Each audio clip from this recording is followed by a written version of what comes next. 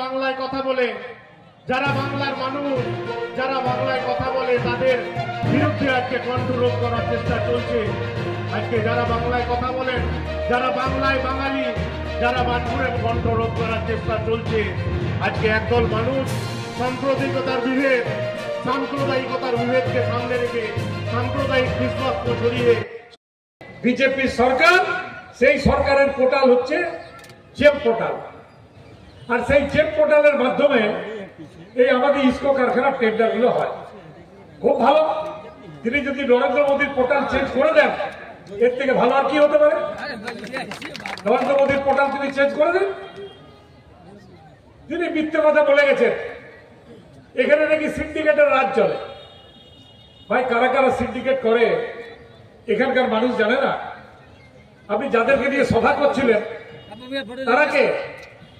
তাদেরকে মানুষ চেনে না। তাই আপনাদের বলি যে মানুষকে বিভ্রান্ত করা যাবে না, এই শিল্পাঞ্চলের লোককে বিভ্রান্ত করা যাবে না। এই শিল্পাঞ্চলের মানুষ তৃণমূল কংগ্রেসের সঙ্গে আছে, তৃণমূল কংগ্রেসের সঙ্গে থাকবে।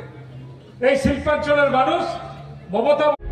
प्रभातखबर.com, विश्वास वही, रफ्तार नहीं।